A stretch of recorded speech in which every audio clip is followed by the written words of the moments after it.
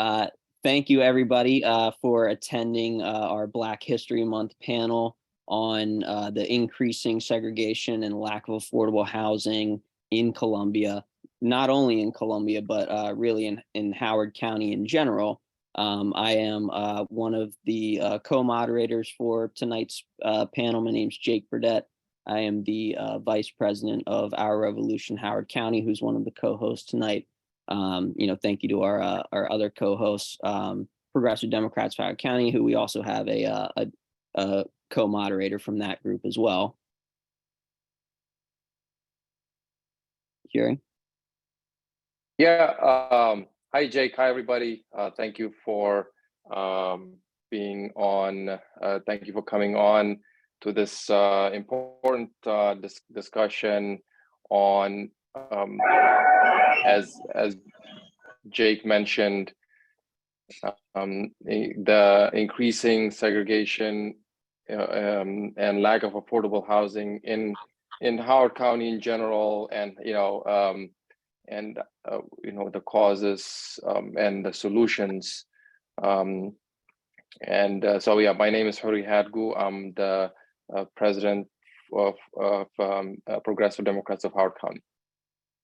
Yep, and as I mentioned, the topic is the increasing segregation and lack of affordable housing in Columbia and Howard County. And of course, the main impetus for us having this discussion is that one of our panelists, Dedrick Asante-Muhammad, who is the Chief of Organizing Policy and Equity at the National Community Reinvestment Coalition nonprofit based in DC.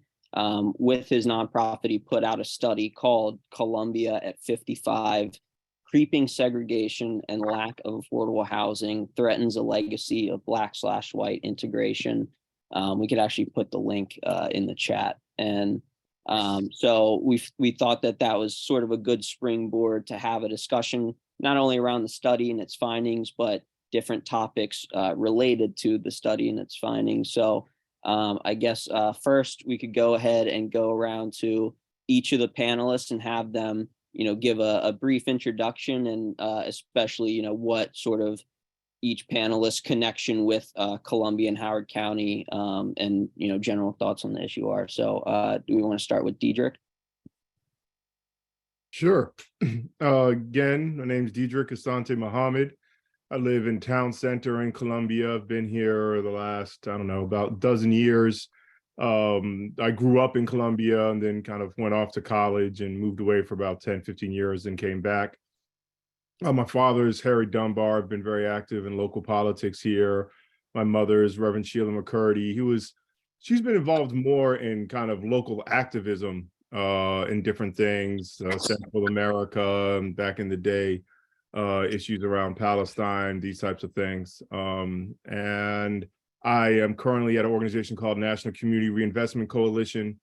And we put out this report, and I've been focused on studying the racial wealth divide for the last 20 years. And I've worked at organizations like NAACP and Reverend Al Sharpton's National Action Network. Thank you, Dedrick. And a big fan of Jared Ball and his Black Power Media. So yes,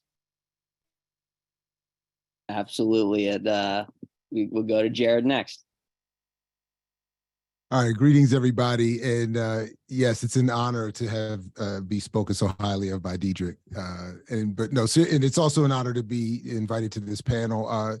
Again, my name is Jared Ball. I was shortly after being born in Washington, D.C. in 1971, grew up in Columbia for the most part. And then similar to Dedrick,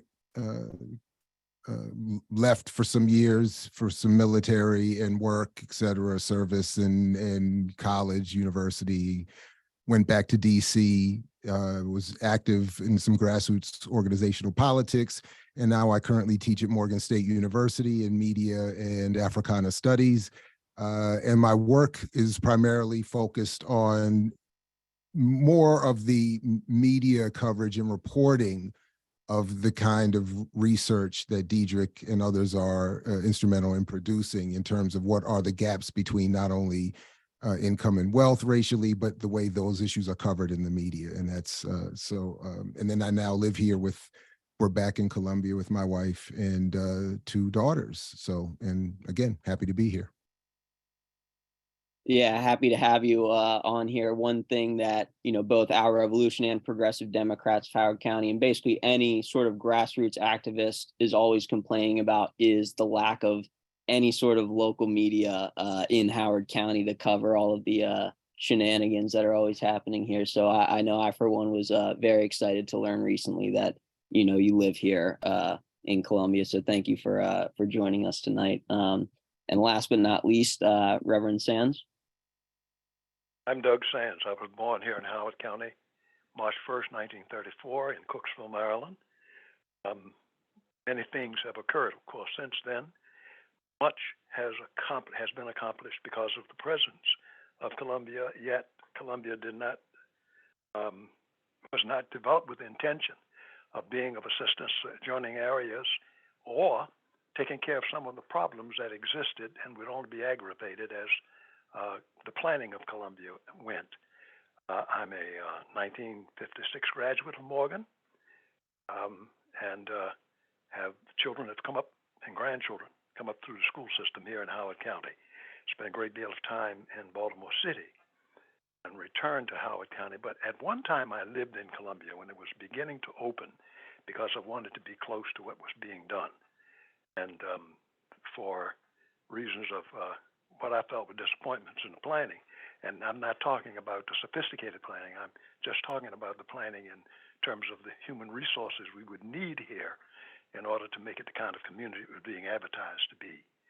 And I'm just pleased to hear what I've heard so far tonight. Thank you so much for making me a part of it. I am not familiar with the latter development of Columbia. I left here and moved back to Baltimore in 1977. And things were beginning to get better, but the beginning was kind of a little prolonged. And I now live in the Mount Airy area. I'm from Cooksville, which is where the high school was before we had Harriet Tubman High School built. I expect to be a listener more than a contributor, but I'll do all I can to make contributions tonight. But again, I do feel honored and blessed to be a part of this tonight. And you have my best wishes for all that you clearly intend to make a difference in, and you probably have already. Thanks so much for having me here.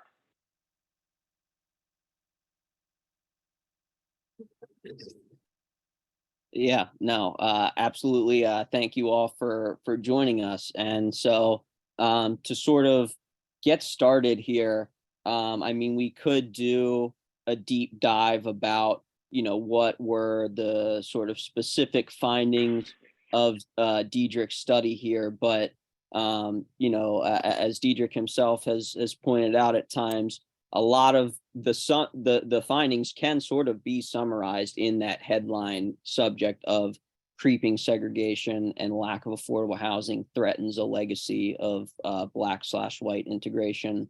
Of course, that title implies, at one point early on in Columbia's history, it was much racially integrated, at least, than it is today. And so I want to sort of get, general thoughts from each of the panelists.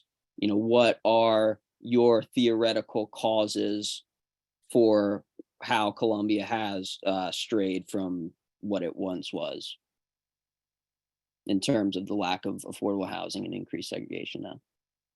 Well, I'll start off on the report, and I do hope I think there's a lot to learn from Reverend Sands. This is my first report on Columbia, and I feel like I'm just scratching the surface, and I've never even considered the study of. And I think there's a lot to be said about how Columbia was created, and I assume in a pretty separate manner from the Black community that was in Howard County pre-Columbia. And I don't think there's much of a kind of connection in history of what those of what that means, right? So, I think everyone has a lot to contribute to the conversation. I will put forward that, I think there's a surface level understanding of the report, and the report does note that Colombia used to be much more integrated, black-white integrated relative to the surrounding areas. It used to be much farther along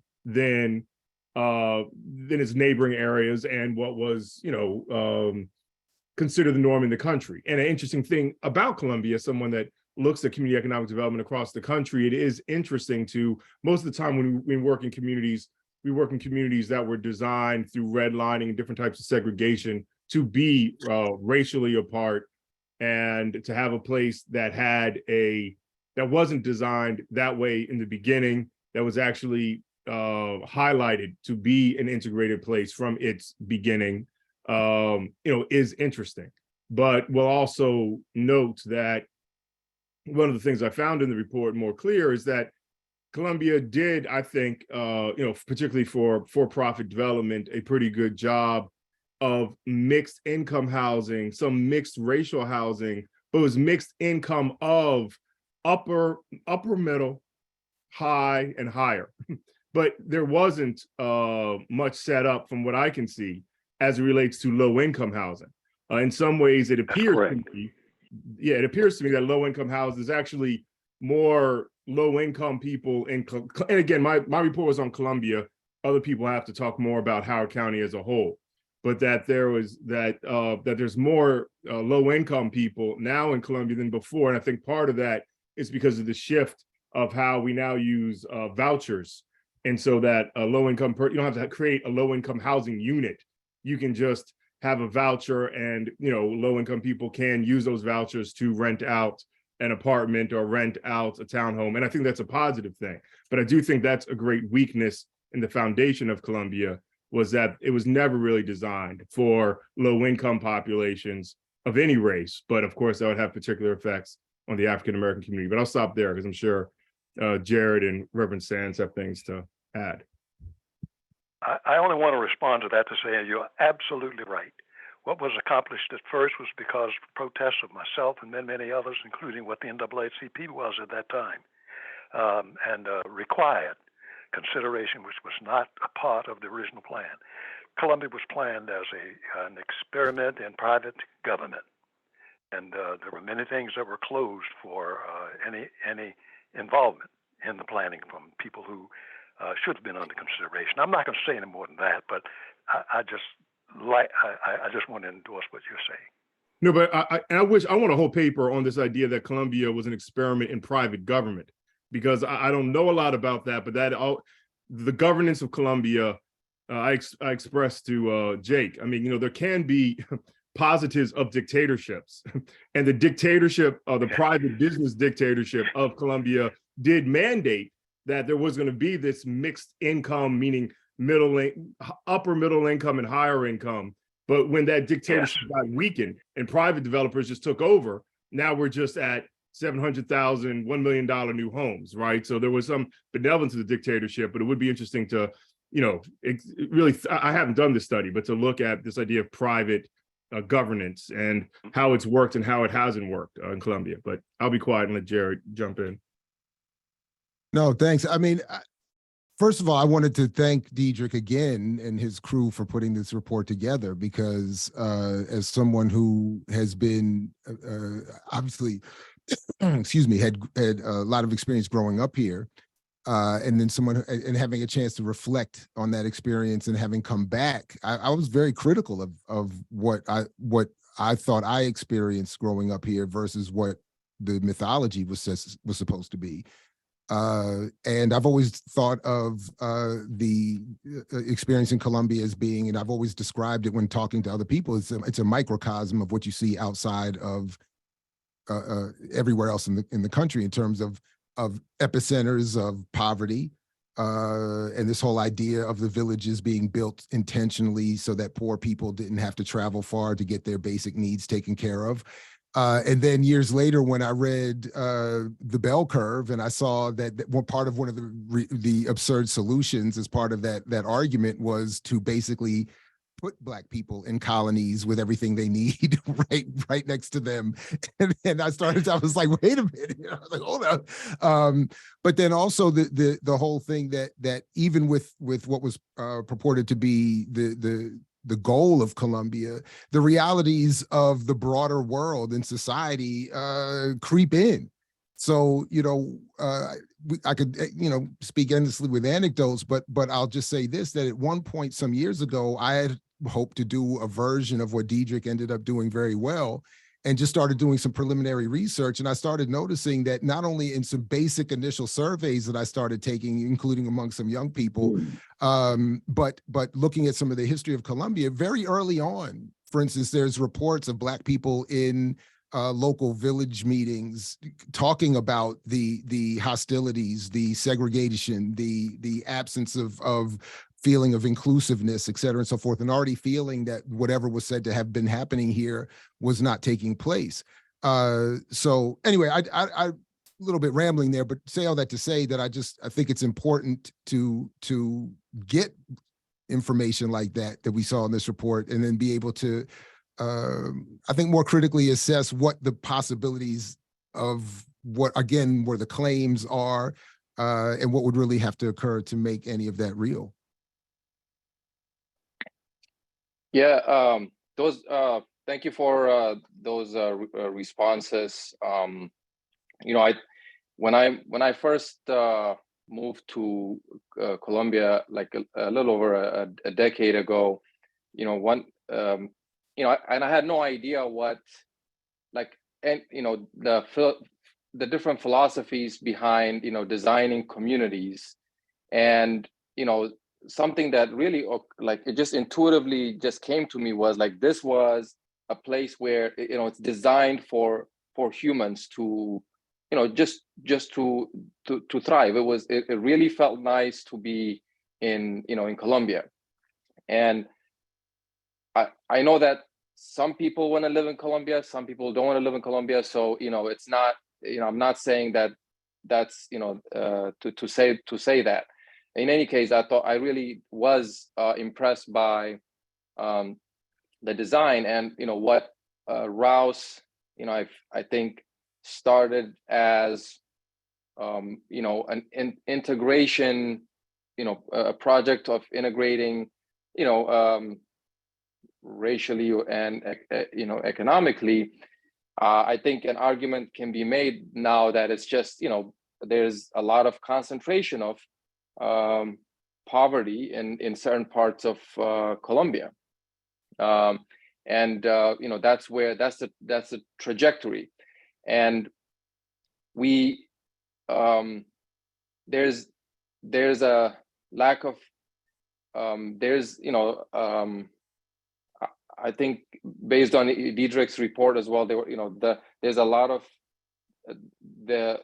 it has come to a point where more of the lower income homes are in Colombia, and I just want to ask the panel, why do you think that is now? So you have some of the external the communities right outside of Colombia, there are more expensive homes, wealthier communities, whereas Colombia, and you have Laurel, Jessup, Savage, that's not really the case. Why is that? And maybe we'll start with Jared or Doug or Reverend Sands. Doug Sands. I consider much of the development of the new housing, not necessarily in those places you've named, but probably also, but those that I see regularly where the new housing is going up, it is almost as if it is being done recklessly. It doesn't seem to be planned. Whatever advantage a developer may find in being able to get a parcel of land, they're building houses. They cost from $800,000 to $1 million, and somehow they get to be occupied. That's not anything that I think is traceable to the dynamics that is related to Colombia, and I think that has happened in many things in the outlying areas. That the presence of Colombia has attracted developers who may not be engaged in Colombia anymore because it is more lucrative. Because you find the zoning in the areas out here that prohibit the building of a house with less than 3 acres, for instance. So you can build a house and make a lot of money off of it that you couldn't make in Colombia. And I believe those kind of dynamics are driving some of the housing that is available, and it brings an entirely new, different kind of person in to purchase those homes. And there is a lot of that that's gone on now for maybe 10, 15, 20 years. I wouldn't have much, certainly in detail, to add to that answer, only to say that sort of my point about the microcosm is I don't know all the details about the surrounding areas or even Colombia for that matter, but development follows investment. Investment is dependent upon who has how much and where they want to put it and what rights they can get. Yes. And it seems to accumulate always and always and always in the hands of a few and in ever wider enclaves. So I mean, it just seems like a natural process. And then what's left over is what's left over, or what's mandated by some sort of regulation for lower income housing is what's left over. And I just don't know the details of that, although other than the broad that is decreasing in Colombia. But I don't know about other areas much at all. And I'll just, building off of what has been said, you know, I do think a positive aspect of Colombia was planned development, right? Was planned development. Absolutely. With also, there were some social goals. Now, I want to be clear, Rouse had as one of his primary goals, profit, right? So I don't want to act like he was just doing some social good thing. He was clear as profit. And I also find interesting the documents I see with Rouse, racial integration isn't outright called out that much. A lot of the stuff written about Colombia is all about racial integration, but it's even interesting, most of the documents I've seen, it says something broadly like inclusive community, but it's not like there was a great charge of we are going to right, the wrongs of racism in this country and welcome in African Americans or what have you, like that.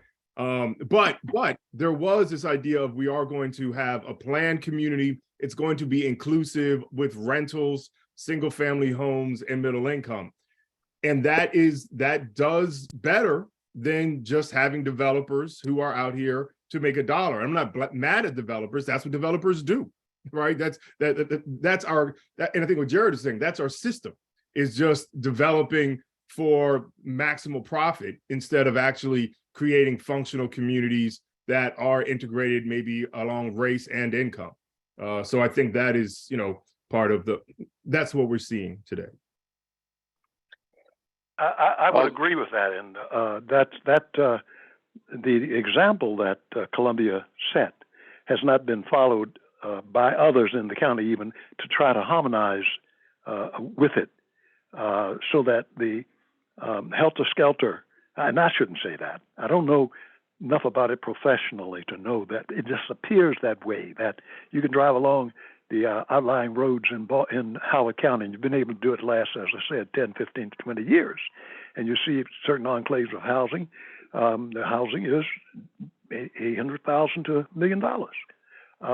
And it is not planned to anything around it. There are no shops, no houses.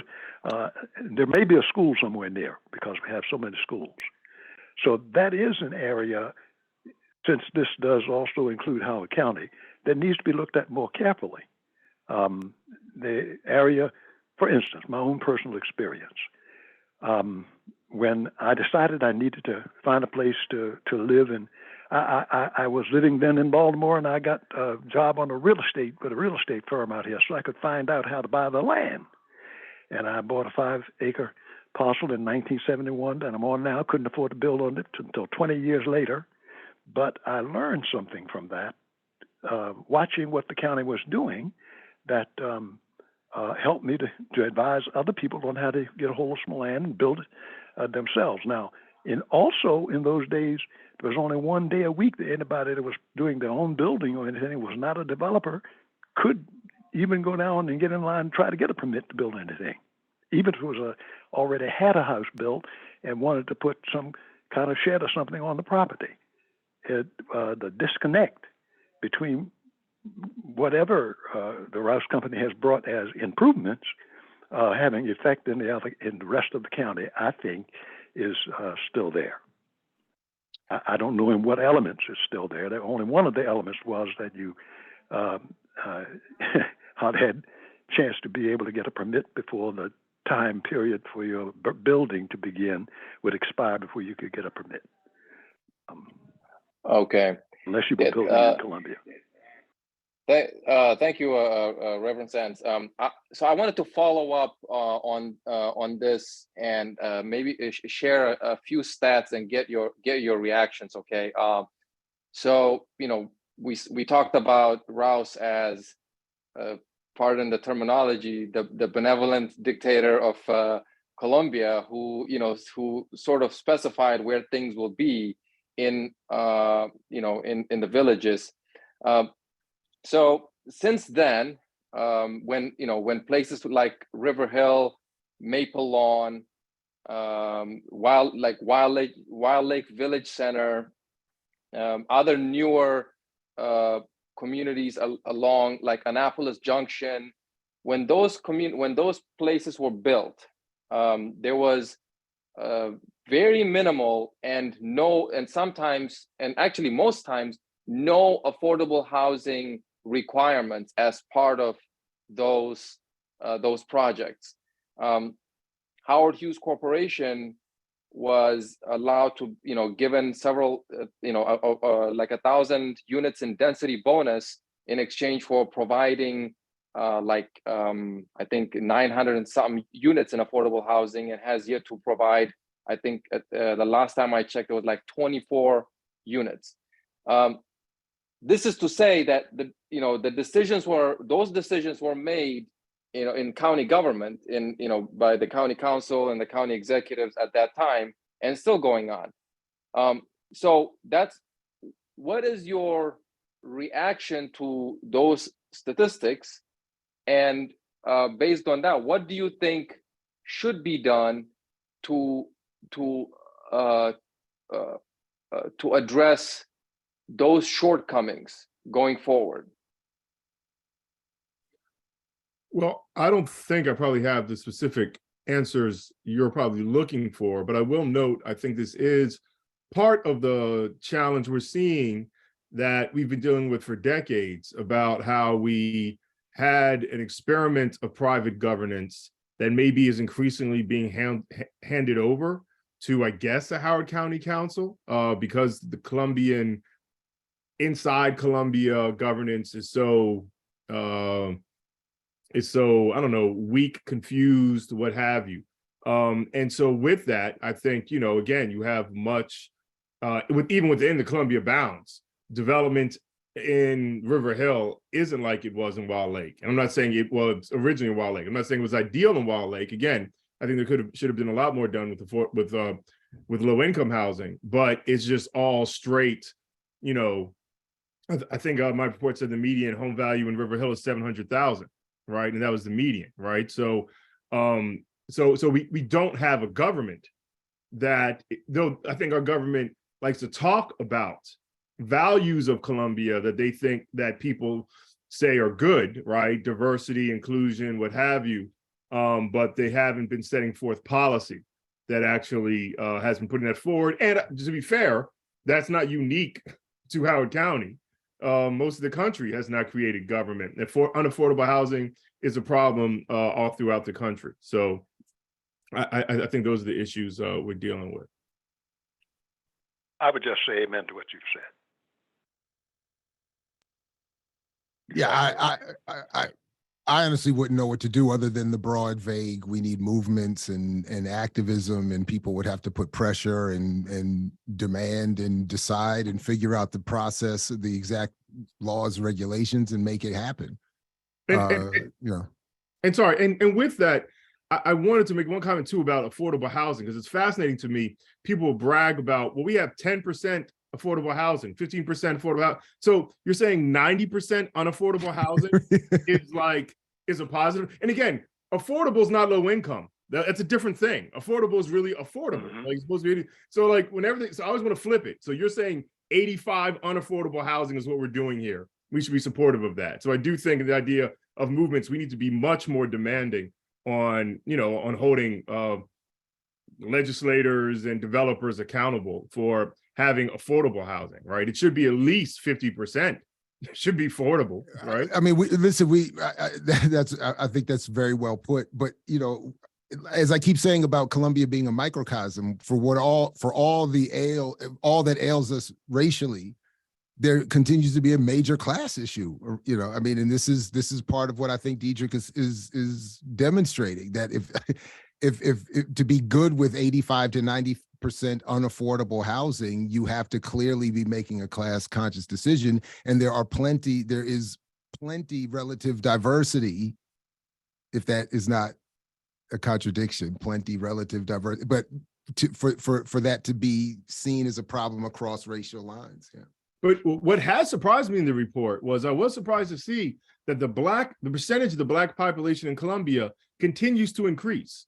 And I just would have assumed that, say, around 2000, it would have maybe hit its ceiling because of the unaffordability in Columbia. So it's interesting to me that African Americans are still finding their way here, and it is higher income African Americans. It used to be pre-2000, I think, the median African American Colombian. And it would have to be, right? Yeah, that's 90% right. exclusionary. Yeah, no, that's right. Because the median African American income in Colombia used to be lower than the national median income, but now the median income in Colombia is higher than the national median income. So, but again, I also want to be clear, it's not balling. I think, as I noted before on Jared's show, I think Black median income was like 94,000 for a household, right? So that could be two people making 45, right? So we're not talking huge amounts of money, but I think also people don't realize how little money most people make, period, and what it really means to be affordable. And I still think it's fascinating that, in addition to, as you say, there's an increase in the Black population, the interaction with whites has gone down. So it's fascinating. Anyway, that's all I had to add. Fascinating. And I would imagine that that's a result of, even if the net number of Black residents in Columbia is increasing, it increases within only certain, villages in Columbia, and that's part of the increasing segregation that's, reflected in Dedrick's study. And even just looking at my own daughter's experiences anecdotally in high school here, the even with the relative elevated class position, all of the discussions racially, all of the experiences racially are consistent. There's not a lot of interaction. There's not a lot of overlap. And to the extent that there is, it comes with all kinds of baggage and confusion that you would expect, unfortunately, to come with it anywhere else. So that's just an anecdote, but it seems consistent and unfortunate. And to build on that anecdote, I did find it interesting in looking at the report that you could break up the Howard County schools that serve Columbia residents into 8 schools, 4 majority Black and Latino, 4 majority Asian and white. And that was very kind of dramatic when I saw you could do that. Yeah, that was. That's something I had not thought of, and I'm just amazed with it. Thank you for that. Yeah, and I think you all hit on a really important point about the affordable housing, and we're talking 10 to 15%, and we're supposed to be thankful to developers for that, when, to be honest, even 10 to 15% is usually a no-go for developers, and they won't even touch that. So yeah, I think we do need to increase our ask. And to me, the simplest solution is just affordable housing mandates. It's not an option. All the projects have to have some percentage, not through tax cuts, don't make it a trade-off, just by law. If developers want to build, at least, some portion needs to be affordable housing. And, one thing I want to touch on that was spoken on is, Dedrick was mentioning how a lot of, Columbia's zoning has been outsourced to the county council in recent years. And I would say, at least, from my understanding, that's kind of always how Columbia has operated, because even when Jim Rouse came along with his vision to build Columbia, he had to present it to the county council and get their zoning approval and get them to vote for everything that he did. And that never changed, from then until now. If anybody wants to build anything anywhere in Columbia or in the county, it does need, county zoning approval. And so that's why we talk about Jim Rouse, like he was this quote unquote benevolent dictator who, sure, he controlled the county government and their zoning decisions, but maybe he wasn't abusing it, so it wasn't the worst thing. And so a question that I have that I want to touch on is related to something that Jared said earlier in the discussion. He said, as a young Black man growing up in Columbia, and he would hear everything that people said about what Columbia was supposed to be, and he thought, is this just a mythology the way that it's talked about? And so I guess my question is that mythology, was Columbia, did it ever live true to those values when it was first created, or is that in and of itself sort of a mythology and just part of Jim Rouse's marketing, or did Columbia used to be like that and it's since strayed from that vision? So I guess, questioning, was Rouse, do we give Rouse too much credit for the way that people speak about him now? Or does he deserve that credit and it was people after he died that is sort of more responsible for Columbia in the state that it's in today? Well, I spent a good deal of effort and time trying to bring differences that I thought were being overlooked. They were not always being overlooked, but at times I think that the Rouse Company did not realize that they were being outgunned by developers. And I didn't realize that until I had left and moved back into Baltimore. As you can see, if you realize recently the kind of things that have happened to Baltimore, the developers outmaneuver people in charge, and I believe some of that was going on at the time that Columbia was being developed, and I think it always happens. There were situations in housing in Howard County. Mr. Rouse couldn't go entirely wrong. Howard County had much substandard housing, and that, of course, is the story about Harriet Tubman School. It replaced a place that was extremely substandard, and so the improvement that would be made was a real improvement, but it did not measure up to the hopes and people who wanted it to be more for not only Columbia and Howard County, but the whole area, including making an impact on Washington, D.C. and Baltimore City. I don't think Mr. Rouse himself and those he had, and I'm saying here that he the kind of person Columbus was. He had to get other people's money in order to do this, and I believe that has an impact, and it still does. The availability of the capital to do the things that people want to have done, and I think it happened in some measure to Mr. Rouse and his company. Well, and I'll just jump in, building off of something that Reverend Sands said, but also that Jared said earlier, that this idea that got outgunned, outmaneuvered by Rouse, got outmaneuvered by developers, but I think it's kind of systemically that way, right? Like, I mean, again, like it's not like this is just a unique problem. This is how development works, right? And this is how, and this is how development doesn't work for affordable housing.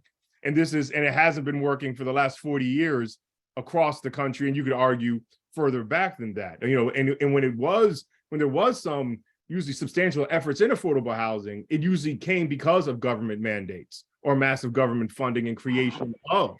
And then we moved into this idea, well, we'll have the private sector take care of this. And the private sector has been taking care of housing. And this is where we are. And Columbia is not escaping it, right? Yeah, I mean, to the question of did it live up? I always felt, without having the language, obviously, until much later, that I was getting, again, that microcosmic experience of what I would see on TV about other places. So as I got older and started to learn, like whether it was a soccer teammate telling me, literally, I can't go to your neighbor. I grew up in Erie Brink Lane in Long Reach. I didn't realize until I started being told, you're from the ghetto. You're from the Erie Bronx, Erie Brooklyn, all these silly things. And then a Black friend of mine who grew up, right around the corner, but in a single family home on High Tor Hill, later told me, she said, my favorite, she said, oh yeah, we looked at you on Erie Brink Lane like you were in the ghetto, and we were the Huxtables, was her line. So my point is that, when we would go to, even if we were going to school where it was still diverse or even majority white, me and the busload of kids I came in with were always seen as, oh, there go those, there they go. And then all the attendant things would happen with that. I mean, and it was interesting to me to slowly learn that other than my white mother and the other mixed kid in our building and his white mother, these were the only white people in our neighborhood, and then until you go, I mean, it's only one block or two blocks and then it changes. But in that immediate, it was, so I was always kind of confused, and then you would hear all of the same things about, again, race and class that I think everybody got everywhere else in various versions, including use of the N-word, et cetera, and so forth, all kinds of things. So that's always what I thought. And then lastly, I don't know enough, and I'm still learning more about Rouse. I feel, admittedly, embarrassingly a little ignorant, given I grew up here. But ultimately, regardless of whatever kind of person he was in a situation where this was bound to happen. This is probably the best that it could have happened, given what's all going on in the rest of the country and the world. I mean, we couldn't expect what could be expected to actually occur here.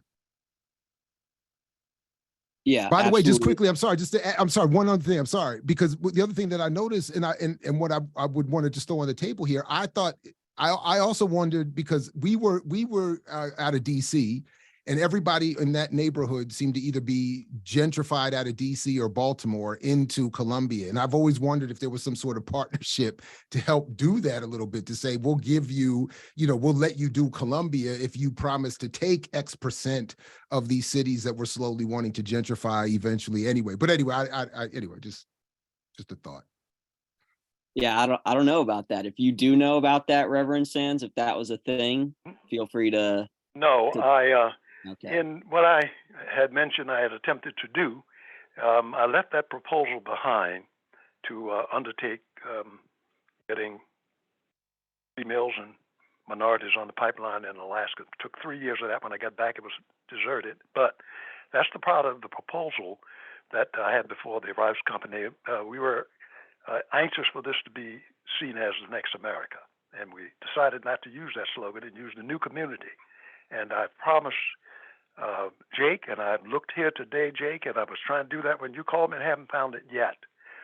Somewhere in Rouse Company, there's a proposal from 1971 that would include people from Baltimore, Washington, D.C., and closer surrounding areas, including representation from Coppin College and other places, to plan an expression of the impact that would be desirable out of all of what was being planned here and seeing it happen, and what would be needed because people would be bound to come out of Washington, D.C. and Baltimore for this. And we also lacked housing, and the plan that Rouse had was busing people to employment here, people of lower income status.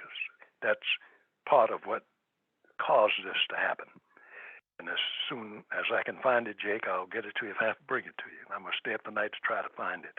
But it points out a couple of the conditions that were prevalent during that time. And we wrote it around 1970. And I think it's, if it's in the file at Columbia Association, it's dated around 71, 72. But I kept copies of it, and I can't find it here. Well, don't stay up too late looking for it, but if you can find it, I very much appreciate it. I know you said it was called The Next America Incorporated, and it sounds like a important piece of history that almost was. So I would definitely like to take a look at that if you could find it. But one point I want to make before I go to two people in the audience who have done a lot in their own respects for the county, and I want to hear what they have to say.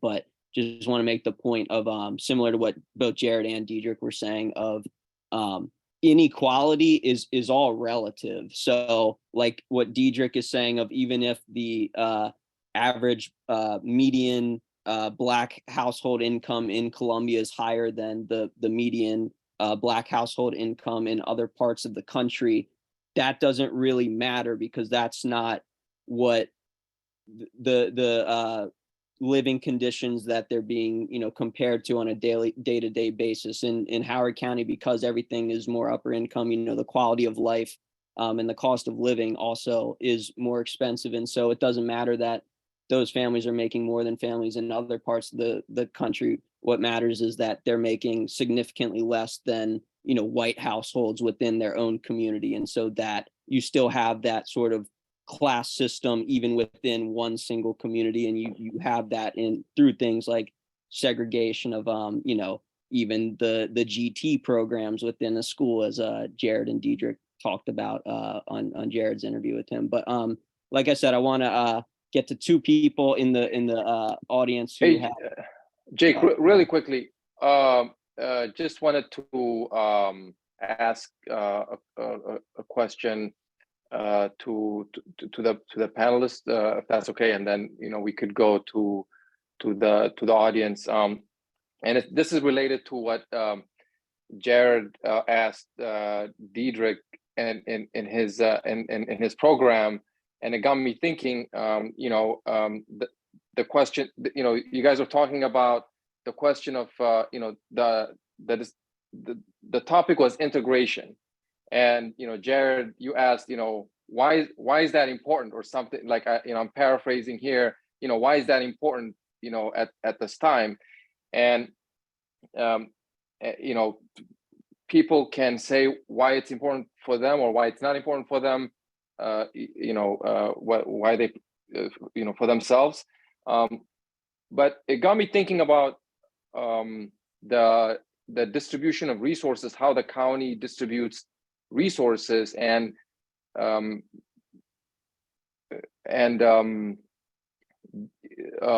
takes undertakes redistricting, for example, school redistricting.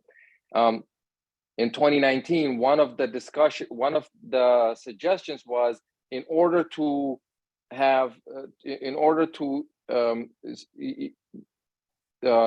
reduce the segregation of communities by income and to increase equity, we need to do redistricting. That was the suggestion.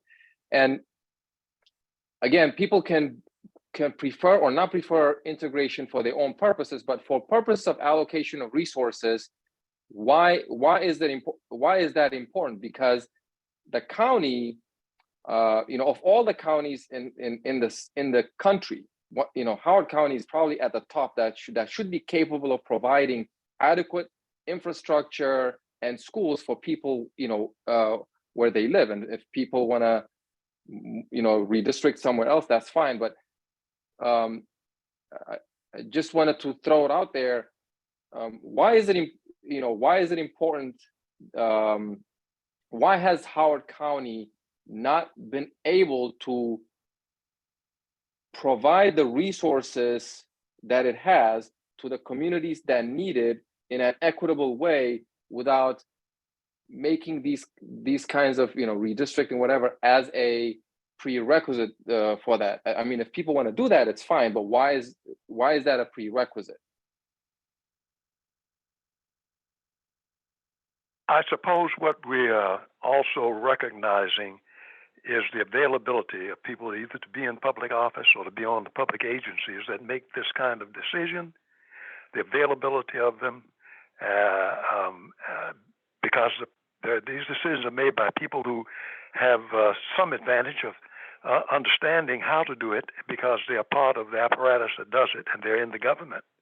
And many times that is a matter of the groups that people are acquainted with and being able to get in on the inside and never giving up the position, always having the influence.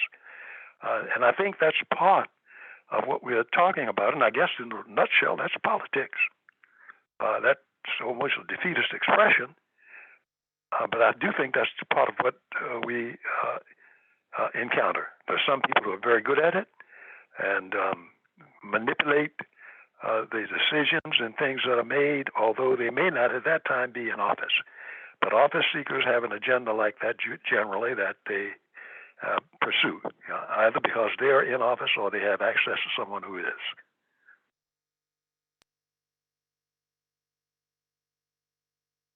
Dedrick, were you going to? I'm going to let Jared go first. I mean, again, from what I gather, the process is, it just seems like, again, a microcosm of the broader societal problem, that if you have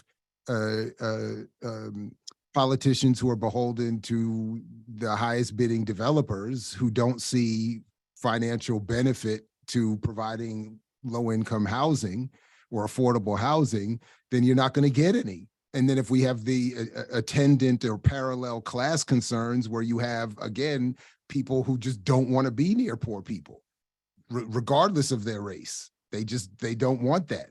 So either we get rid of material inequality, some form or way, some fashion, or there has to be, again, be some kind of movement that guarantees and demands that politicians don't make certain deals or et cetera.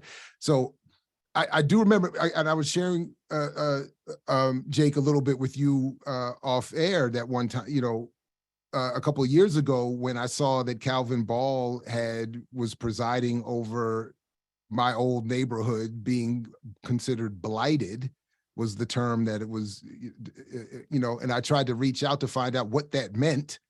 And what that meant in terms of plans for the development of that shopping center. I couldn't get anywhere, and there was not a lot of interest in his office in engaging me in a discussion, in part because I was no longer directly a constituent, even though my mother still lived over there.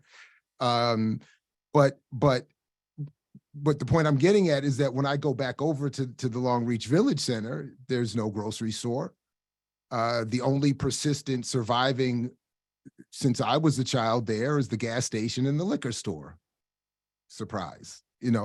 Everything else, the bank, the pharmacy, the pizzeria, everything else either comes and goes. They add the police substation. They hired private.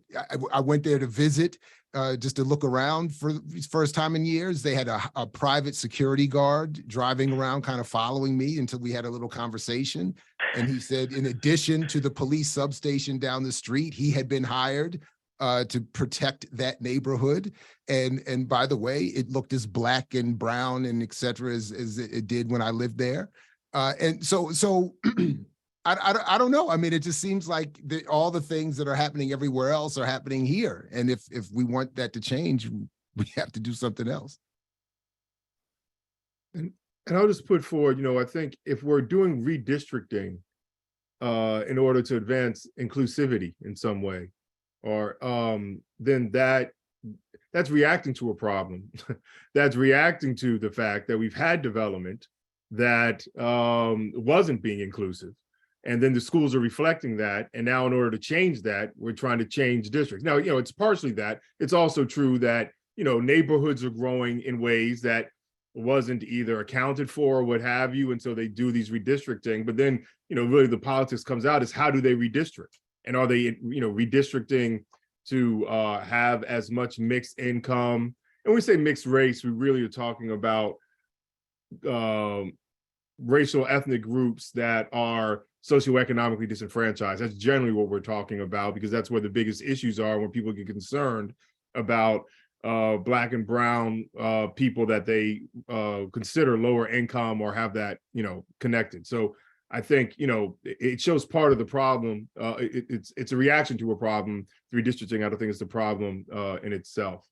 There was one other thing, but I forgot. But yeah, maybe we can stop and start going to the audience, get some of their, and also, and hopefully get to some women. It's been a lot of guys talking for a long time. Yeah, no. Yeah. Good point there. But yeah, no, absolutely. And on Huri's point about the integration question, it reminds me of a Martin Luther King quote about, I fear I am integrating my people into a burning house. And, I think what he meant by that is just having, Black people living in proximity to white people is not necessarily enough in and of itself if there are still glaring inequalities even within that integration. And so I think that's, an important thing to think about, is that, integration can be done in many different ways. I was going to go to two audience members, but Mr. Howell just walked away from the computer. And I don't know if Harry Dunbar is still on. He had a question. Sherman Howell is back, Jake. Okay, Sherman, and then Karen also had a question, and then to follow, Dedrick's suggestion. So I guess we can go to Sherman and then Karen.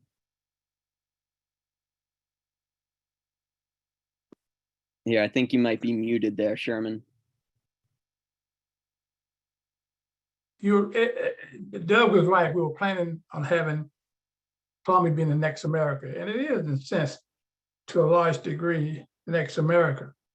But we didn't seem to understand the apparatus that it takes to get us to a next America.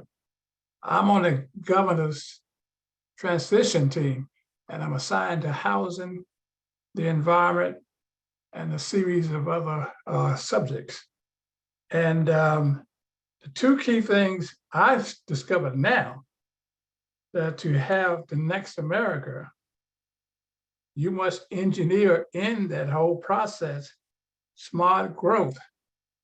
And you all can look it up. Smart growth is a very simple term, but it involves smart growth. If you're gonna apply smart growth in a community, it's quite a bit involved. And the other thing is sustainability. You got to build these communities. You're not going to have sustainability. That's what's happening in some of our neighborhoods in Howard County and in Columbia. They got to a point where it just isn't sustainable. Long Reach, for example. I mean, I look at Oakland Mills. They just don't simply deal much with the principle. They didn't when we started smart growth, and we're having a difficult time sustaining them. Now, my role on the governor's transition team is to apply smart growth. Now, the team is big, but they got a lot of subjects. But the key issues is that we're going to do this, trying to do this for the whole state. Glendon had smart growth, but they commissioned, but he canceled it. And we are now my team is recommending that we reestablish that. So you simply cannot have the things that we want without applying this thing of a smart growth, and with the understanding that you have to get, when it gets to smart growth, you have to understand that your goal is to sustain the community. And I think once we get an understanding of that, you can go in the Wild Lake and all these places where there are a lot of challenges. You won't have them, of course. You're always going to have opposition, and I want you to move west, and we're going to keep fighting to get them out there. But smart growth and I was there the very first night that Jim Rouse set up Columbia Housing. I was there, you know what I mean? And, and that's where we got started. That's where we got started. But it was just, we just chose a spot right there in Wild Lake. That was it. And no plans and that sort of thing. So anyway, I do still think that if we can adopt smart growth, with an understanding that in order for us to sustain the community, we got to have smart growth. If we can do that, we can continue on and become the next America. And real quick, does smart growth, I wish I was more well-versed on it, but does smart growth include things like a minimum affordable housing mandates? Oh, yes. I'm sorry, it includes housing. Once you get to housing, if you got a poor education system, you're not going to be there very long with a poor education system. And if you don't have health care, same there, you know. So there's a series of issues that we must understand that must be in that community in order for it to sustain itself. People are not going to move into a community that's run down. Let me put it that way, you know. So you have to have all those services and all of those elements in it. And this is what people see as being comfortable in terms of moving it. These are the things that people check out before they move into a community, which is what we did before we moved into Columbia. And I hear almost every week somebody say, well, that's why we came to Columbia. They wanted to, you know, that next dream kind of a world. But it drifted away. Thanks, Mr. Howell. Yeah, I definitely agree that I think wholeheartedly agree about the smart growth idea. Unfortunately, it's also as Jake mentioned, it's a vague term that's been used over and over again for decades, and hopefully this time the governor and other leaders, provide some more, some more meat to that idea. And with that, wanted to go to Karen. Would let you ask your question. Thank you, Harry. So I'd really like to get the panelists' thoughts on this. I have felt for a long time that Columbia was somewhat a victim of its own success. That if I grew up in Columbia, Jared, I lived in Long Reach as an adult for 22 years, and I grew up in Thunder Hill. By the way, I love Long Reach. I love that village center. I shopped at that Safeway. I thought it was a lovely place to live. The community is really nice people there. So I'm sorry to hear that some people refer to it as a ghetto, because really hardworking people there. But my point here is what I want to talk about is I feel like it's a losing battle. That in the 70s, the wage stagnation started to happen in the 70s, right? Up until then, people's income were going up. You had strong unions. And now I feel like we're at a point where wages are stagnated.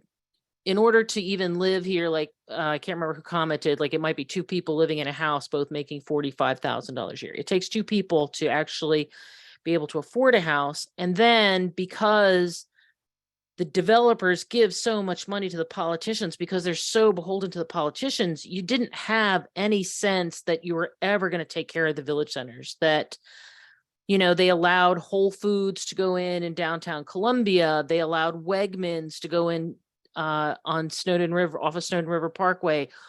They allowed a Giant to go in where the Palace 9 movie theater used to be. And so you have all these people who have cars who can then hop in their cars and go to these other grocery stores.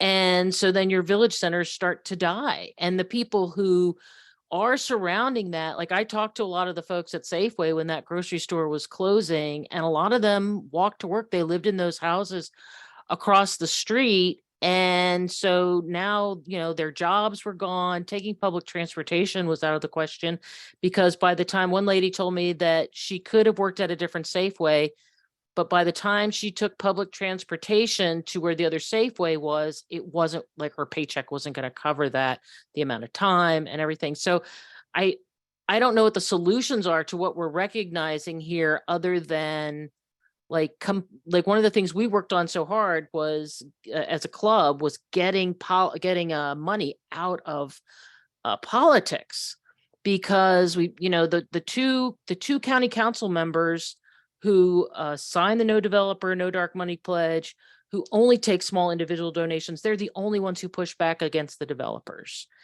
And so we're in a situation where do you guys see us ever getting the affordable housing that we need? Do you ever see this situation turning itself around? Because I don't want people to lose hope. You still have to get out there every day and work hard for what people need. But sometimes I feel like, the way the economy has gone over the past so many decades, just our politics in general, and also people's attitudes. Ultimately, there are attitudes. I heard it, people didn't want to live in Columbia. They didn't like the idea of an integrated community. They didn't want to pay CPRA. They didn't want to be part of an HOA. They didn't like that. I don't know. I'd like to get your thoughts. I'll stop talking and let the panelists respond. Thank you. I just want to say that I used to work at Palace 9 for years, and a lot of good and some struggling memories with that. And one of the things that in terms of the trajectory of Columbia, I don't know if folks will remember it this way, but the story as I remember it, the early reporting was that Palace 9 was supposed to have been an advancement in terms of art and a difference of film that would be presented compared to what was already available downtown. And that never happened either. So I would just say, I just wanted to say that very quickly, that Palace 9 memory, and then to say that if we wanted to see any of this change, I'm very happy to have been invited to this call, because I'm not sure what's possible here in Columbia. So I don't have, but if folks are interested in challenging some of the trajectory that I think we're all seeing this is headed, then we would have to develop some sort of political movement here. And I know I'm down for that. But anyway, that's it. Thanks. Well, I'm sorry, go ahead. Go ahead, Reverend. I would agree, and I would want to be of help too, because it might not happen here quickly, but it'll catch on somewhere else, even though it begins here. And that is the nature of things. That's whatever's done that's going to increase people's hope and get us onto the right course, just the absolute right course. It may even look as if it's failing, but someone will make it work somewhere if we stay at it. And I just want to highlight, I think that point was so important. I think someone in the messages, Dan, also kind of seconded that it wasn't just that village centers ran down. It's that the way village centers, and again, I'm not an expert on this and would love to learn more about it, but it was a model by having the local community grocery store, it could then be a center of economic development, place income. When you start having specialty stores that then undercut the grocery store there, it then weakens the whole model. And so you see in the oldest places in Columbia, that's where it's most radically happened. So again, it's like, you can't just plan for one neighborhood center. You have to have a planning for the entire community in order to make these things work. When you stop doing that, or when you start undercutting it with private development, it has effects. But then people point to Long Reach and say what's wrong with Long Reach? Versus, well, no, we started undercutting, and again, you can't plan everything. Like, this was back in the 60s. Now, Target and Walmart are huge places for people to get groceries, right? But that would also be part of the planning. Like, where do you have Targets? If you're really planning that, should that have been only allowed in a village center? So you still could have these centers, right? But we don't have that. And again, this isn't just a Columbia problem. Columbia is a little bit more advanced in that it tried to do some of this planning, but it's undercut by the overall system of private development, not worrying about its ramifications. No, that was all great thoughts there. And thank you for the question, Karen. I meant to bring that up sooner, but I didn't. But if you ask me, what's the single easiest thing we can do to get Columbia on a different trajectory? It's stop electing elected officials that take developer money. You know, it's Amen.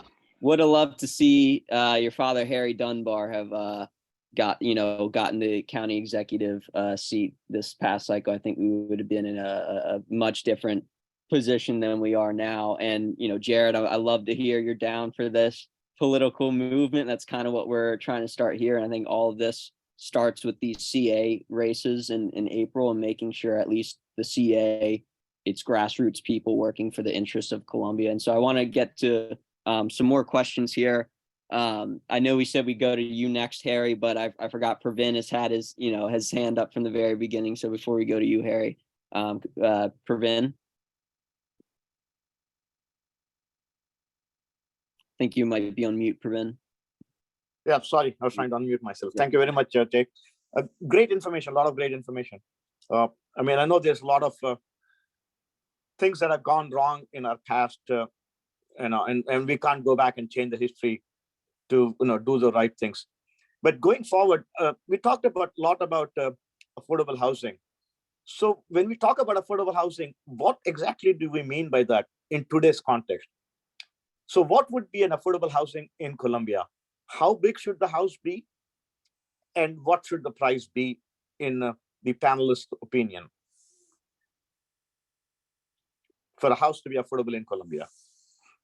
Yeah, I mean, I think would be considered pretty radical notions of affordable, meaning I would be focused much more on using national median income standards. And then, there's general ideas of that you're not supposed to spend more than, I think, 30% of your income on, rent or housing. So, but I say that's radical because, again, like, we know there isn't much housing for a household of $60,000 a year, which is, I think, the median national income. So I would do something, more toward that, which would be a very, but also I just want to put forward, this is something I meant to mention earlier. I do think there was a spirit in Colombia that people coming here were trying to do a new community. We're trying to do something related to racial integration, to even some type of class economic integration. I do think as Colombia became so successful as a suburb with good schools and what have you, the people started moving here just to be part of another exclusive suburb, right? So I think also the will has changed, right? So, I put forward my radical ideas, but it's not clear to me. And actually, it seems that there isn't a lot of strong sentiment to, hey, let's bring in a lot more working class people into Colombia. Let's changing the housing stock. I don't get that's the feeling from large parts of the Colombia community, particularly the Colombia politically powered community. But that's what moved to the fore to help change that that temperature, that political climate. I'm on a call. So I mean, that's a great answer. But my question is, what in a dollar value? So a 2-bedroom apartment, if it costs $200,000 in Colombia today, would you consider that to be an affordable house? I went off mute. So I would, and again, I have the data in here about what the median home value in the United States is about $300,000, right? The median home value in Colombia is about $409,000. So it would be much more reflective of that type of median home value, though probably even less, because that might be the median home value in the country across the country, but there's an affordable housing crisis across the country, right? So I'm not even, again, and that's home value, that's not rentals, but I would use that type of statistics in order to because one of the things we always get is like trying to get to numbers. So I mean, so if you go by median income of Howard County, then there are a ton of homes in that range in Howard County. If you go by median income of Maryland, which is higher than the US median income, we do have a ton of homes. Like now, I know in Wild Lake Village Center, we can find apartments for like 200,000, 2-bedroom apartments. And I don't know if that qualifies as affordable housing or not. And that's what I'm trying to get to. Okay. So that's one question. And part two of my question was, how many people do you think we need to have in Colombia of different races so that we can say that we have the diversity that we are looking for? Just trying to quantify the diversity numbers, if we could. Well, I don't think the report advocated that we need a lot more people of color, in Colombia. I think we have the stats for Colombia. I think it was around 35%. Let's see. There you go. Was this Howard County or Columbia? Percentage of Columbia population, Black was like 26%. Interesting to me, to change from when I was a kid. Whites is 42%. And that was an interesting thing to me in school, that none of the schools that serve Columbia residents have majority white schools anymore, which I found quite interesting. 10% were Hispanic and 12% were Asian American. So, but I don't know of any goal that we're looking for. I think we're oftentimes talking about segregation within Colombia, not that minorities aren't well represented in Colombia, but where is the integration of the different racial groups? Thanks. Appreciate the answers. Appreciate it. Thank you. Thank you, Reverend. I said we go to Harry next, and I know I think Pearl may have a comment or question in the chat after that. Yeah, the comment that Karen made that I had sort of forgotten was the big stores that came in and ruined Colombia. The developers came in and bought everybody. The county council, our legislators were bought, and the electorate wasn't sophisticated enough to understand what was going on, and continued to re-elect them time after time. Nice people. I don't mean to criticize anybody, personally, but they should not have been in the positions that they were in. For example, Vernon Gray was a very nice guy, and I liked him and his wife. I spoke to them, worked with them. They jump up and down.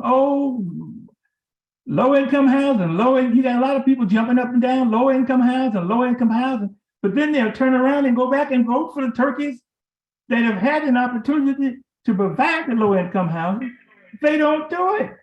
Then you have these other people that are trying to, would like to have the opportunity to try to provide the housing. The electorate is too unsophisticated to give them a chance. They just keep going back to the same turkeys for 15, 20 years. You people electing the same people that jump up and down when it's appropriate to do that. But then when the vote comes and nobody's watching, the electorate is not watching, they vote the other way. So that's the problem until you solve that problem. And in addition to getting rid of people that take developer money, because the developers have bought everybody.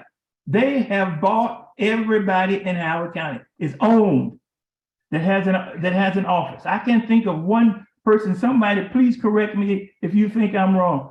Who has not been bought that's an elective office in Howard County today? Tell me. Amen, Mr. Dunbar. You are I'm just reacting to what you're saying. I would say council members Deb Young and Liz Walsh are not bought by the developers. They are new. I'm going back. I'm going back. They are two. You're correct. They are two new. Both just finished their first term. Both were reelected in their second terms, but that hadn't been the history. We needed them 20 years ago, 30 years ago. We needed those two individuals on the county council. Instead, we had a bunch of other folks who were bought by the developers. I totally agree with you there, Mr. Dunbar. And in fact, to Jared's point, County Executive Ball has been the county council representative for District 2 for 12 years. And the person who replaced them, Councilmember Opal Jones, the last campaign election, he received, I think, 90% of his contributions, which was nearly $100,000. 90% of his contributions were from developers, and he didn't even have a real race, a meaningful challenge. I just wanted to add a follow-up to what Mr. Dunbar asked about or mentioned about the exploitation of the electorate for elections, and because this is important because the Columbia, the CA races are coming up, and this was used in the past as well.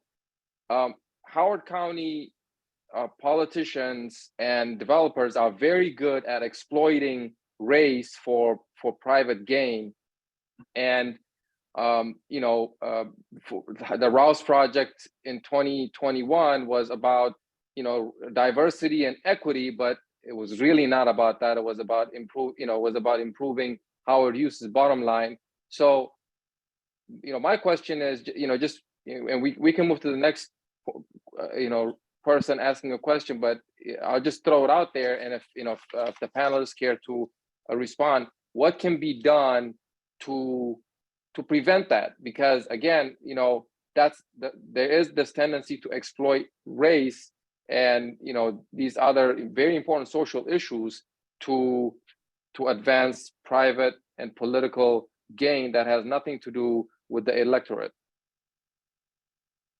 Well, I'll pull out, and I will note, I have to go in about 5 minutes. I got an 8-year-old I got to put to bed, though I enjoy this conversation. But I'll just throw out a favorite organizer of mine, Kwame Tori, Stokely Carmichael. I mean, it's just organize, organize, organize, right? I mean, yes, you can complain about how politicians are, co-opting terms and phrases, like that's what politicians do, right? And they make nebulous important issues, but you have to organize. And again, and I say this not like it's easy. It's not easy, right? And I'm not, the country, I've focused on the racial wealth divide for the last 40 years, and I've been highlighting we are on a pathway of ongoing economic apartheid.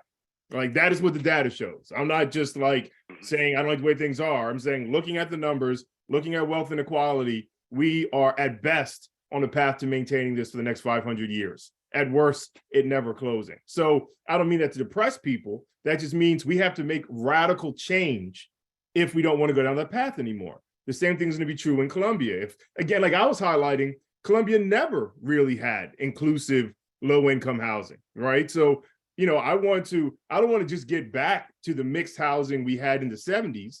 I want to go much further than that so that we actually have much more integrated low-income housing. And that's going to take radical political change in Columbia, also in Howard County, also in Maryland, also in the country as a whole, right? Because all of that is connected, right? So again, it's simple, but it's very hard, right?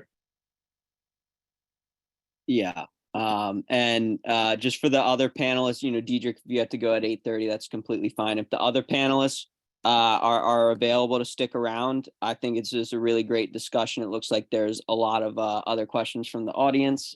So I encourage you all to stick around if you can. And Dedrick, before you go, one takeaway I hope you have, not just from this panel discussion tonight and the podcast and being on Jared's show and all this other stuff, but I hope your takeaway is that there clearly is a lot of interest in Columbia and the changes that are happening here. And I absolutely agree with Jared when he says that Columbia can be seen as a microcosm or a case study of a lot of the things and the problems that are happening just in America in general.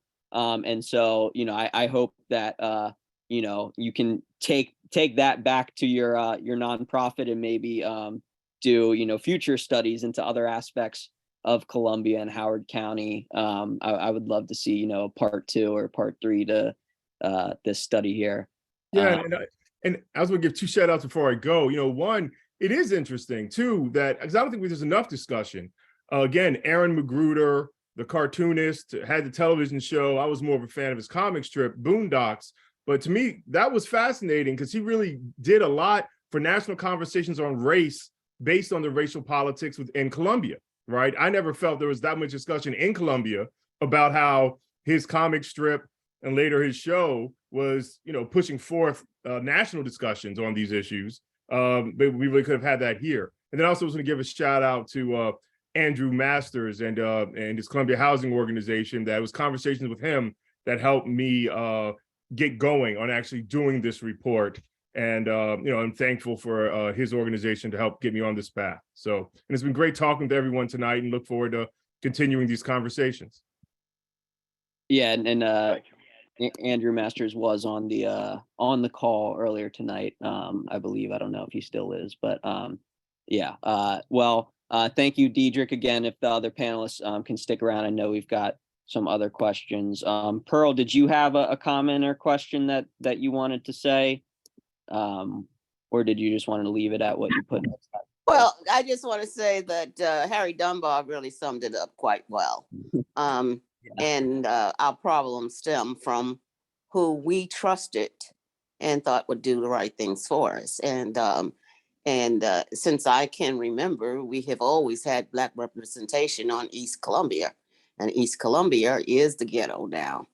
So why did that happen? You do not see the failings of shopping centers in the western part of Columbia, just eastern part. So I agree with what Harry had put out. That's all. Yeah, I think that's a good point of even the race of the elected official. If they're still taking money from the same industry that's causing all these systemic issues, can we really expect them to take the action that we need there? Well, I don't blame the politicians. That's one thing I'm going to say. I don't blame them. They want to get elected, and they get elected by their constituents. It is our fault that we look around in our community, see nothing being done, and we continue to vote for the same people. So it is not their fault. They want to get elected, and I have no problem with that. And to get elected in this country, it's money in this entire country for any position you're going for. Even now, they're talking about having slates and stuff for election for a homeowners association. It is ridiculous. So we're going to jump from the real politicians and get into the homeowners situation and do exactly the same thing. And it will boil down to who raises the most money so that they can put out publications. So we are killing ourselves. We talk, but then we turn around and repeat the same mistake. That's my thought. Pearl, I agree. We should all definitely be doing our research when we're voting for a candidate. My question is, and I don't mean to put you on the spot here. So anybody, the panelists, or even you, Pearl, you could respond to it. For example, in 2022, the entire Democratic establishment tried to label Deb Young, the council member from District 4, as racist and tried to get her, Black opponent, who was supported by Howard Hughes Corporation, elected. And if you look at the statistics, a lot of, African Americans, and,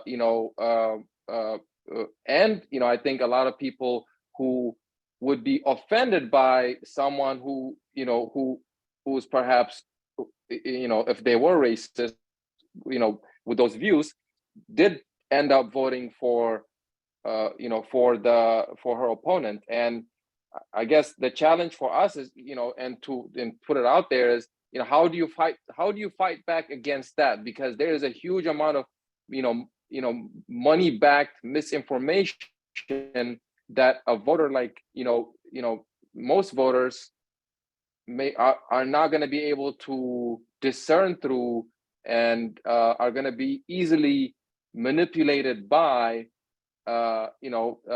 people of bad faith, honestly. And so how do you fight that?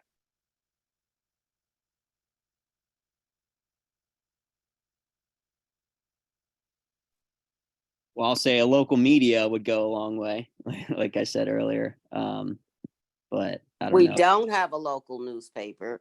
And I guess even if we did, it still would be controlled. But what is but sorry if I could, I just sorry to interrupt or just to jump in. I'm curious, what is the local media landscape like in terms of non-print, in terms of podcasts, YouTube, anything else? I'm not familiar enough with that at all. And again, I apologize for just jumping in. No, it's okay. And it's a good question. And, you know, in terms of, you know, podcasts, I suppose, you know, we have the Progressive Democrats of Howard County podcast, but, you know, we have a fairly minimal impact. And, you know, the thing about covering local things specifically, especially with the podcast, is the ceiling for how much, you know, interest there is for a market audience is relatively low. I mean, even for print media, and then, you know, especially for a podcast that's, you know, a 30 to 60 minute audio clip, you know, we struggle. You know, I think we got a podcast episode that got over 500 views a couple weeks ago, and that was like very good for us on YouTube. It got, you know, over 500 views. So, you know, we have a podcast. There are a few, I would say we're the only like good local podcast that gives like accurate, you know, coverage and isn't just like cheerleading for the local establishment. You do have a couple of those type of podcasts, video content, you know, every once in a while you'll have activists clip together clips from county council meetings, people giving testimonies or bad votes, but there's really little to nothing. The best we have is print. We have some local blogs that do what I would consider to be actual legitimate investigative journalism, but not enough. Yeah, just to add to that, you know, to give you an idea of how outgunned the resident is, the former county executive Ken Allman is a part owner of the Baltimore Fish Bowl, and the Baltimore Fish Bowl, one of, you know, the former chief of staff of the Howard County General Hospital is also part owner of the Baltimore Fish Bowl. They partnered to purchase, you know, to get a share of that, and this organization was used as a way to sway public opinion in the CA races, or in of the current CA, and by taking the side of what, you know, the CEO. So it's to the extent that there is, it's only beneficial to the developers and the establishment, and it's not really true, you know, investigative reporting, which, you know, investigative reporting of zoning and land use issues, which is 90% of, you know, that affects us on a daily basis, is not going to be easy, you know, when you don't have the you know, when you don't have the resources. So it really relies on just bloggers, local community activists writing reports up, and putting it out there, and podcasts like ours, PDHC, Progressive Democrats of Howard County. You know, please subscribe if to get some, you know, to keep track of what, you know, what we're putting out. And maybe we could give we can go to Ms. Margaret Goodlin for her question. Thank you. I'm from Wild Lake. Deb Young is my council person, and I like her very much. And I agree she's not sold out to the developers. However, there is a new development or building thing going on next to Wild Lake High School, which is either mixed use or low income use. And I questioned her about her vote for that development, because our schools are already very much overcrowded. And she said, but we need that kind of housing. And that's true. But River Hill needs it too. And River Hill's not getting it. And we're getting an overabundance of it. Almost all of our housing is in the lower income range. $215,000 condos.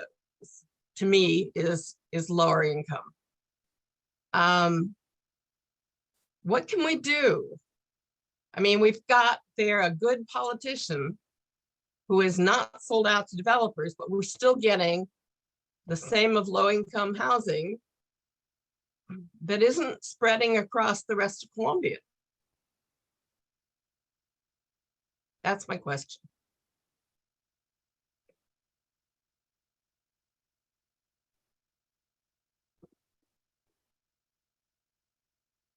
How do we stop? Reverend Sands? I'm not familiar enough with what's going on in Colombia. As I indicated, I left Colombia in 1977. I'm familiar with what goes on, but not enough to know who the people are. I don't vote there. I was born out here in this community. Managed to get back to it. I just think that we have to be more militant, and that means statements such as this. If we're doing anything at all, we have to own what it is that we believe in and want to do. And even though it may seem to be an idle statement, this kind of information, what our desires are to get done, need to be advertised. I don't know how that's done in. I live out here where there are no local newspapers. Whatever means that it's possible to just state the position and let people know what the situation is. You can pick up a following that way and get support.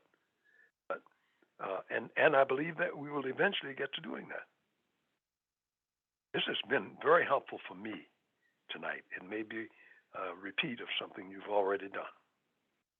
No, well, thank you, Reverend Sands. And I want to speak on that real quick of what you asked about, Marg, of, you make a good point of sometimes even elected officials who themselves aren't sold off to developers or any, corporate industry, still nonetheless go along and vote with the developers or whatever industry wants to get what they want, even though they didn't take their money. And I think a part of that is the reason why you might have Deb, what sounds like reciting a developer talking point in that instance, is because even if they don't take the money themselves, they still see how powerful the developer industry is. And they know if I vote against their interests, they're going to come after me really hard in my reelection campaign and make me lose. And in fact, that's what happened to Deb the last, she spent 4 years on the county council voting for the most part against the developer agenda. And so what did the developers do? They, recruited a candidate to run against her, funded him very well. Police union endorsed him as well. And they ran a horrific smear campaign against her, calling her, a racist, calling her, against affordable housing, even though she had voted for, been one of the biggest champions of affordable housing on the thing. And so I think the answer is politicians act out of fear sometimes, even when they're not taking the money. And so what we can do to combat that is continue to grow a grassroots movement and work directly with grassroots elected officials so that when they do get elected, they feel like they have the support that they need from the grassroots base. And even if the developers or whoever does try to challenge them in 4 years, they're going to have the support that they need to be able to vote against their interests. So Deb, she does the right thing a lot of the times, not always. I think that's why a lot of people are bringing up, Liz Walsh in the chat first. But it's a great question there, Margaret. Thank you. Yep. Charlotte, did you had a question? Yeah, hi. I'm a newcomer to the area, but this is an observation for us to consider. What do we think about the Meriwether complex and what it means to Columbia? How's that to be accommodated? That's one thing. The other thing with respect to the village centers, how many highs, is it called Highs Farms or something? Those big ugly stores. I mean, everywhere on every corner, they're horrible. And they may also be, a drag on village centers. And I think everything else you all, everything else you all are saying is great.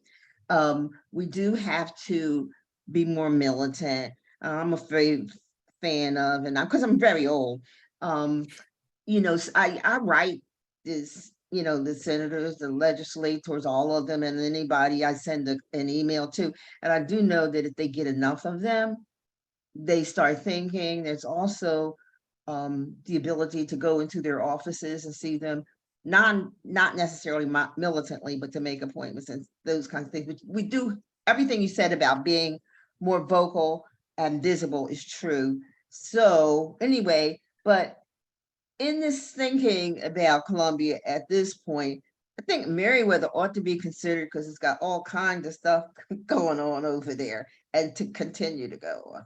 That's it. I'm gonna have to leave in a minute though. Hey, Jake, can I answer the question about the convenience stores real quick? Yeah, go for it. Yeah, so when Columbia was designed, every neighborhood had like its own little center. Usually the pool is right there, and there's usually a little convenience store. I think the idea was like if you needed some milk or some cheese or whatever, you could just run up to your little convenience store, and you wouldn't have to travel to the village center, to the grocery store and stuff like that. You're just gonna run up there. Like I think when I was a lifeguard, there was like a 7-Eleven or Highs always outside the pool, things like that. So Charlotte, that might explain it. I'm not sure which village center you live near. I do know that like if you go to the majority of village centers, it's usually a grocery store. There might be a small restaurant there, a bar, a pub, something like that. Well, I'm near Wild Lake, but I have a car, can drive wherever I want to, but I just can't stand those big ugly highs. And I'm just thinking that they didn't exist, and they're everywhere. I mean, it was just one or two. I didn't realize that Wild Lake had one of those. I need to pay No, Wild Lake doesn't. I Oh, okay. like Wild Lake, but it doesn't. But what I'm saying is maybe some of the services and things, goods available at those big ugly highs, maybe take away from the small village stores. So what I'd like, and again, I have to start, try to address the village, the county councils and all that, whatever. I'd like them to stop putting those highs in here everywhere. Those big, ugly, whatever they call Highland Farms or whatever. So no more. We have enough. And again, I know there are some, I did have found some of the small stores in my travels around the county. Again, like I said, I'm relatively a newcomer. So there are some, but like I said, I can't help but think that those big, ugly high stores are a drag on small village centers and where people can walk to, where you can't really walk to these big ugly highs. Okay, that's it. Yeah. Hey, and others could chime in too. I wanted to mention, Charlotte, you talked about Meriwether. Just to give you some statistics, the county in 2010, actually in 2016, in 2010 and upgraded it in 2016, gave Howard Hughes Corporation several entitlements. One was the ability to build, I think, close to 6,000 units in downtown Columbia. So the downtown Columbia plan. In exchange for the 6,000 units, Howard Hughes was supposed to provide like 900 and something quote unquote affordable units. The last time I checked, this was in 2021. According to the CEO, they had provided 24 units, and I don't think they have made much progress since then. So that's the first thing. The second thing is they were given a massive entitlement called a Developer Rights and Responsibilities Agreement that's supposed to freeze zoning laws to the time when they signed they passed the law, and that's worth hundreds of millions of dollars in economic benefit to Howard Hughes. Another thing is they were given an ability to take out. They were approved $90 million in tax increment financing for some of the projects in downtown Columbia. And after all of this, they still have yet to provide any meaningful, affordable units in downtown Columbia. And so I think it goes back to making sure that, what's our county, the county executive's office is the most powerful office in Howard County. The county council is not even Right. near as powerful. And so Sounds what like can the county do? Yeah, what they can should the county sue executive? Howard Hughes. Yeah, I was talking about rural funds, whatever. I don't know. Somebody put that in there, but I don't know. But anyway, they should be sued for what they didn't do, for breach of the contract, for breach of the agreement. But I mean, they're putting up, they're going to have a hotel and another office building, and they got a nightclub coming down. So, I mean, besides the fact that Howard Hughes didn't put up those, what he was supposed to do, that complex is in Columbia. How does Columbia otherwise absorb and deal with that big? I mean, that's not big and ugly, but it's huge, and it's really changing Columbia downtown. The other thing too, I read one time that the expectation was that there was going to be Baltimore, Columbia, and then DC. That Columbia was going to be a big city, the biggest city between Baltimore and DC. But the point is, Meriwether is going to affect Columbia, and so that has to be thought of as we're thinking about other things. And you should be sued to agree. I mean, to do what he agreed to do, or okay. Excuse me, I'm going to have to jump off, unfortunately. But I wanted to thank you all for hosting this and inviting me. And please add me to whatever. And I look forward to following up with everybody. Thank you all very much. This has been great. Yeah, thank you for coming. You added a lot here, and we'll definitely be following up with you and hope to sort of link Black Power Media with some local Howard County Columbia stuff. Let's do it. So, thank you. Yeah. Also, keep me on the mailing list, etc., because I have to run now too. But I'd like to add whatever I can add to this effort. Thank you. Hey, Jake, before everybody drops off, can we just get Joel's question answered and then? Yeah. If we got time just for one more. Yeah, he's the last one with his hands up. So, Joel. Not so much question, but comment. First of all, regarding Roslyn Rise next to Wild Lake, that dispute over Deb standing up for the school capacity was used against her in the campaign. Let's remember that. Because they said she voted against it, and she was trying to deal with the elementary school issues.